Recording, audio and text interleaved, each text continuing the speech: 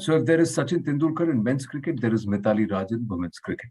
1999 to 2022, the highest run scorer in ODIs, the highest first person to get across to 2,000 runs in T20 cricket. The records are so huge that I will lose count of them. But going back to 1999, when you made that 100 and you and your partner on the other side just batted through the innings, from there to now, how have things been, Mithali? I think I've come a long way as a cricketer, and even the sport from when I started to where it is, it definitely is in a very good space. You believe that we've taken strides, that women's cricket is getting recognition, at least since the turn of the last decade, say since 2010 onwards, you think that the recognition has gone up? It definitely has. I think it has a lot to do with coming under BCCI's umbrella, and also the way the team has been doing well from 27 after the 2017 World Cup. I think we've been part of two ICC event we've been finalists. So I think the team is doing well. The sort of resources and facilities the girls had access to in the recent past, and also BCCI is doing their bit to get many girls to get into the sport with the under 19 World Cup scheduled next year and the women's IPL soon. So I'm sure a lot of things are in the pipeline for women's cricket. Well, I'm going to ask you about women's IPL in just a bit, but before that, let me ask you, how easy or difficult is it to say "bas ab ho gaya"? See, I did have a bit of moments in these last 22, 23 years where I thought, yeah, maybe my journey is till then. I wanted to take early retirement because I was struggling from injuries. But this time around, I was sure, because there were a lot of signs that I got in terms of before getting into the World Cup the last 2 years. I knew that this World Cup would be my swan song. I was clear in that sense. But I took time to deal with the disappointment of not making into the semi-finals. I had to deal with that emotion first before I take this big call. It was just a matter of making it official. And I think I was more than prepared for this day. I would say it has not really changed much. Maybe a bit of my routine. I don't have to get up early in the morning and go for training or prepare for the next series. Life has become a little slower than those last years were full of on a fast track. But now I've switched my lane a little bit, I guess. Well, I'm going to ask you this again. When was that moment when you decided, I'm going to finish? Sometimes you'd say, okay, this series ke baad ho gaya, or this tournament ke baad ho gaya. Then you'd say, maybe I can push on a little more. Maybe I can. Chal raha hai bat, I'm making runs, I'm fit, I'm doing well. Like, why don't I push? So when was that moment when you in your head had decided, no matter what, I will move on? Because when I went for the T20 domestic tournament on my return from the World Cup, I wanted to see if I still had the passion in me to go to the ground and pick up the bat and bat. I didn't miss batting at all, because I didn't play the T20 domestic barring one game, and I didn't miss being on the ground. So I think that was my cue that I'm done, because I don't have the intent or the that emotion, the passion to go and work hard, the passion to pick up the bat and bat. So that was my cue. That day you decided to hang your boots and you made the announcement, next day in the morning, did you get up in tune with the alarm, and then did you tell yourself, "Arey Mithali, so ja, ho gaya abhi"? I think that has been the way since my return from the World Cup, because your clock, your biological clock, is so used to for all these years that even when you want to sleep, you are awake. And but then I think that I get up, I do my training. That has not changed, because despite for all these years, the fitness has been very important in a physical activity sport, and but I would continue to do that. And mornings I go for my training, for my fitness, so that has not changed. So somewhere I'm still going to the ground, but only for my fitness. So you did go through those aspects, but you're going to continue to. Are you going to continue to stay on with cricket, or are you going to look at life beyond cricket?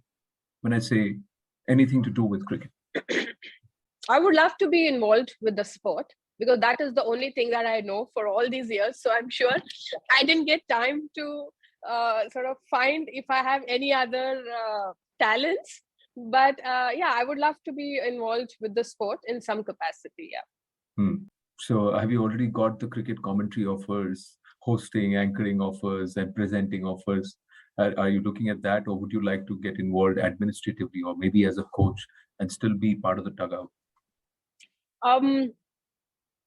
I would right now. I've taken some time off because I just want to you know unwind and get everything out of my system as a player, because it's important when you get on to the next step, or your next journey. You don't carry things into that. And so I'm taking some time off, and I'll see what excites me, because commentary is good, administration is good, but it's important that where my passion or my energy lies is what will help me to also enjoy that stint. So I've not taken a call, but let's see what opens up for me, and then I'll take it from there. So before we look ahead, let's look back a little. 4 or 5 moments that will stay with you from your cricketing career. I think the 2005 World Cup, 2013 World Cup, because it's one of those failures which was very difficult to digest, which actually motivated the hell of me to work towards a 2017 World Cup, and that is the reason why I would keep that. And the 2017 World Cup, the 2014 Test win in England, it was one of those challenges as a captain, and I really enjoyed it. And the T20 series win in Australia in 2016. So I think many series where India was trailing behind and then we went on to win the series. It's always fun to remember those, because you have those moments to cherish. But for you personally, which is your favorite knock? You got a slew of fantastic match-winning knocks, survival knocks, gritty ones. It's all there, part of your repertoire. So, but for you, there are many, because I don't know, if I have to pick up, then it has to be on a bigger stage, because there are many knocks even in series, bilateral series. The semi-finals in the 2005 World Cup, the quarterfinals in 2017 World Cup, my knock again in the Test game, and I think I feel the number one would be the 214, for a very reason that it gave me a huge boost to understand that I have the ability to be on this international stage.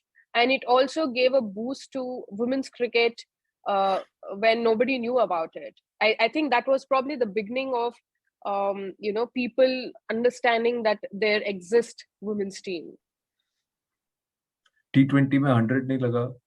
Did it ever rankle you? 2000 run बन गए, 97 not out. Actually, T20 is a format that from the beginning I somehow didn't take liking to it. But because हम लोग ज़्यादा test match नहीं खेलते थे, तो सिर्फ 2 ही format होते. If I had an option of test match, one day, and T20, probably I would have skipped T20 to play the test. लेकिन वो option था नहीं, तो then I had to play T20. इसीलिए then I played that format. But I think T20 was more like, चलो यार खेलना है. that was the way that I played T20 format, I think. True, but that transition also within the team. Let's talk about that. You had a few of your teammates who started Hmm. somewhere around you, but Yeah, बहुत कम थे who stuck on with you.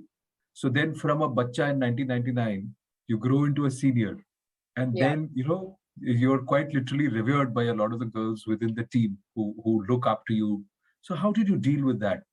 And when did you start realizing, yeah, Mithali, ab tum senior ho gayi ho, you become a role model. You become uh, even if you're not the captain, they still look at you as the captain. Well, I think काफी ऐसी चीजें हुई है जिससे लगता है कि like when somebody when a debutant is in the team and you go and say hi and kaisa hai, and they this as soon as you join the conversation they all go quiet, तो ऐसा लगता है कि यार you have come into a wrong you've come into a wrong timing of the conversation, or probably you're not invited or something. तो फिर बाद में then slowly I don't try and barge into the conversation, लेकिन फिर मैं पूछती हूँ थोड़ा एक दो सीरीज होने के बाद आज के ऐसे यार मैं जब भी आते तुम लोग क्वाइट क्यों हो जाते हो, तो दे लाइक नहीं दीदी आप कुछ कहीं आपको बुरा ना लगे, ऐसे ये सब तो होते रहता है यार, इसमें बुरा सोचने वाली क्या बात है, it's your sort of joke, and I would also love to be enjoy that conversation. And but there are some girls who are very chatty, like Yastika. When she came into the team, वो कुछ अलग थी. Usually Shefali, Richa, they were the quieter ones, और फिर बाद में when they got comfortable they start talking. But Yastika is one youngster starting से ही बहुत talkative रही है. तो in fact she was the one, she said she like दीदी आपके साथ कॉफी पे जाना है. Usually it's the other way around, right? कि एक सीनियर जूनियर को कॉफी पे ले जाता है, लेकिन यहाँ पे एक जूनियर ने एक सीनियर को कॉफी पे लेकर गई है. I was quite impressed with the confidence that girl has, and that definitely reflects in her game. And over the years, have you also seen the talent pool increase? More women take to cricket and take it a little more seriously because the challenges are there. So how do you see India's graph going up? I think the central contracts has hugely benefited the women cricketers. And once you want to get into the central contracts, clearly you want to work very hard to get into that stage where you're part of the central contracts. And with these Challenger Trophy also, I've seen a lot of these girls from the domestic who are showing a glimpse of the talent that they can be the future of the Indian women's cricket team. Like Shefali was a find of it the first year, and recently I've seen Kiran, who's played very well. So I think if at some point we have women's IPL also, it will unearth a lot of potential. So then it probably will help in increasing the standard as well as improving the pool of players that you have. So maybe you'll also have a strong second string players. True, but a lot of the women cricketers also have male cricketers as their idols. Has that changed now, Mithali? Are there more who come and say, "नहीं दीदी, आप हमारे लिए role model हैं," or they take the name of another, say Australian, English, or some other cricket player, but who's not a man, who's a woman, because they say, "No, we are inspired by them." I think, Anand, that has a lot to do with the visibility of the sport. Because me, in the 90s, I've never seen a woman cricketer on television. All I've seen was a men cricketer. So for me, they've been my idol. But in the last few years, with the regular televisation of the matches everywhere, I think all the young girls, just not the girls, even young boys, they are able to look at women cricketers as their role models because they see them on television.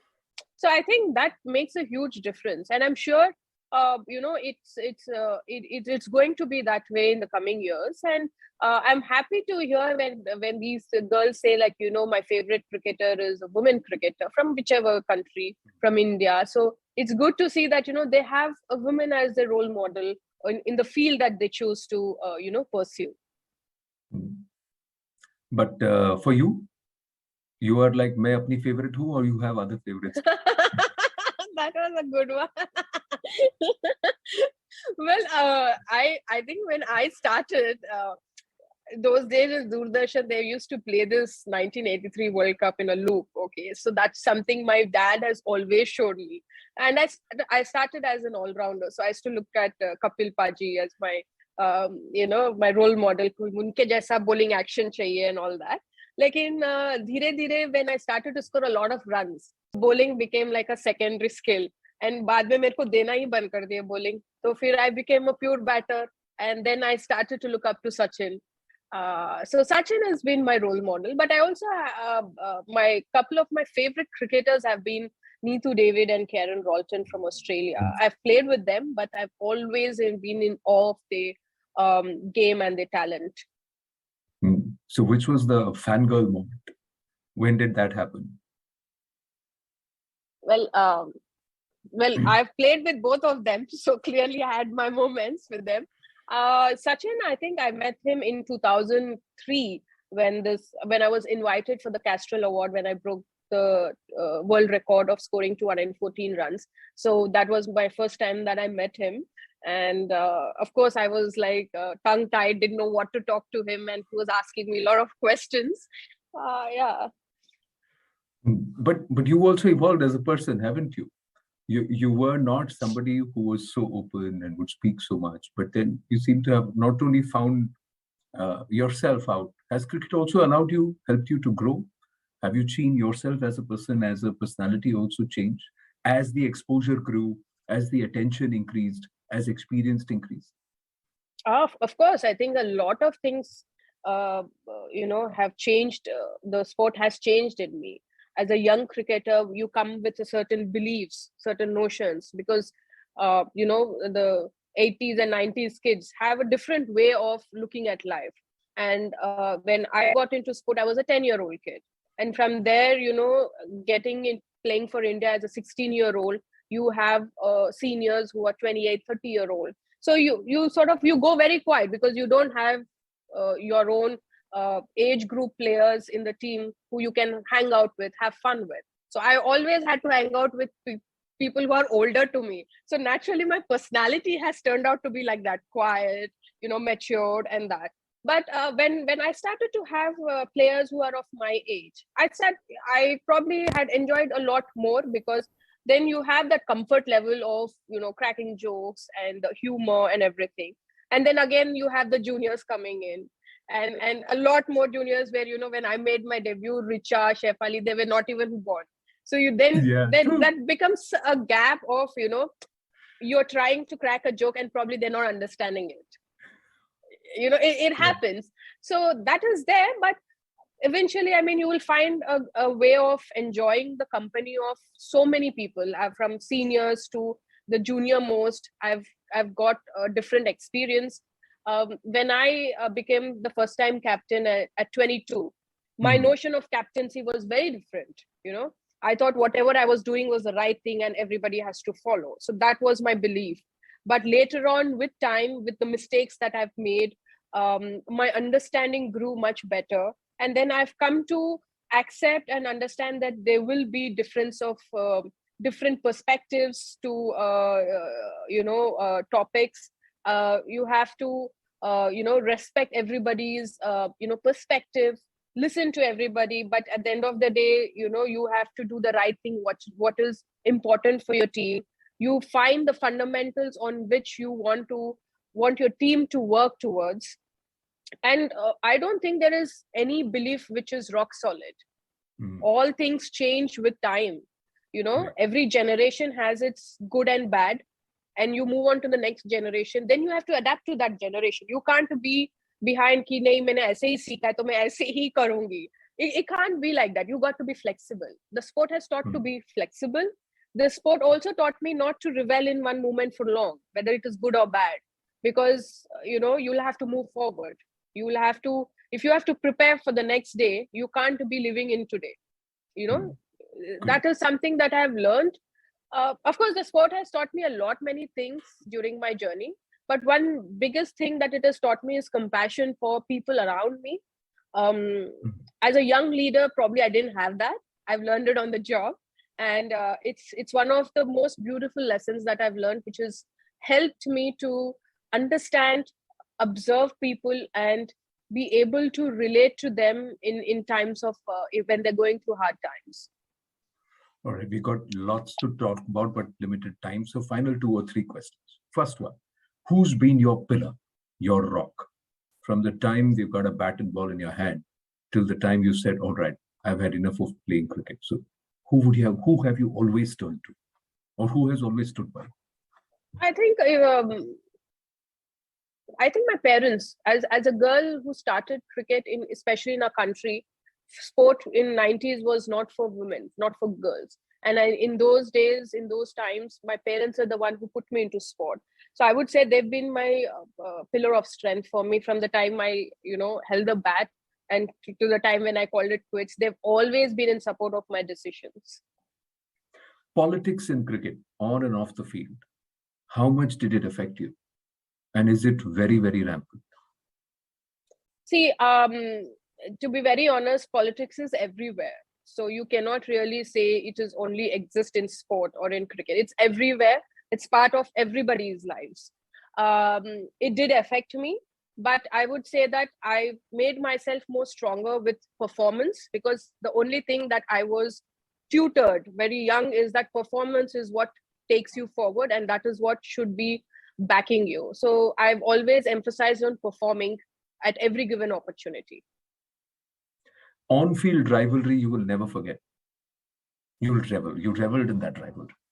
You cherished an on-field rivalry. I always enjoyed facing Catherine Brunt from England. She's that typical fast bowler with a lot of aggression and this. So I think I've enjoyed playing her over the years. Probably that's something I would miss. The facing her. Yeah. And women's IPL, what is Mithali Raj going to do? Play or be part of a franchise, bid for players, and set up a new venture altogether? You're giving me a lot of options. Huh? I've not thought about it. There's still some time for me to think which one I would like to choose. But yes, I'm quite excited as and when women's IPL will start. And then we got a biopic coming. It's around the corner. So tell us a little about it. I think it's a story on my journey as a women cricketer, and also about all those cricketers in the past who had difficulty, who had to face a lot of uphill tasks and challenges to keep the sport alive for a young girl to take up. And Taapsee is playing me in that movie. And I'm sure that she'll ace this role, and I'm looking forward for the movie myself. A tad nervous. I'm not sure how people will, accept it, but yeah. Were you surprised when somebody reached out to you and said, Mithali, we want to make a biopic on you? More than surprised, I thought somebody is, played a prank. I was not sure for good 2-3 times until the manager told me, like, really, I am saying that, they've approached for a movie. I said, are you kidding? A movie on my journey? So it took me a while to actually accept that, okay, they're serious. No, did you at that time think it's a journey worth being told? Because a lot of your fans, a lot of cricket lovers think, wow, that's a story we'd like to know. But did you at that time take a shot? Have I really done so much that a movie should be made? Yeah, and then you reflect and say, boss, ye sab kar liya humne. So yeah, I was like, movie, like what are they going to capture? Like, I was a bit curious too, because your own journey, sometimes you don't look back. You didn't get time to reflect on how far you have come, because you're so busy pursuing your goal. So for a minute I was wondering, like, what could be the story, and those things did run in my mind. So, final question to all those who look up to Mithali Raj or who are now looking to pick up cricket, the bat and ball, and this game that is nothing short of a religion in our country. What would be your message? What's been your learning that you want to pass on to them? Well, I think I would just want to tell them, like, if they happen to dream of playing for India, pursue your dream with a lot of conviction, a lot of passion, because even though the circumstances now are very different to when I started, things are far more brighter. There are a lot of resources, facilities for young girls now. but the competition is there. So where there is competition, there needs to be a lot of hard work going into your goal, and just to be honest and sincere, and pursue your dreams. All right, I have to ask you this one. Out of all the awards that you won, which will stay with you? Which is really, really special? Rajiv Gandhi Khel Ratna was the latest one, no? Was it? Yeah. The Khel Ratna award, yeah. I think any award, any recognition given by your uh, government, I think will always be very dear, because it's an recognition from the highest, highest office, and the entire country is recognizing your accomplishment. So I think I would cherish all the awards from the country, from the government. And we need to see more of Mithali Raj being part of cricket. You can't let cricket go so soon, Mithali Raj. You may have decided not to play on the field, but we need to see you in the thick of all the action. Always a pleasure speaking with you. Wish you all the very, very best. Thank you, Anand.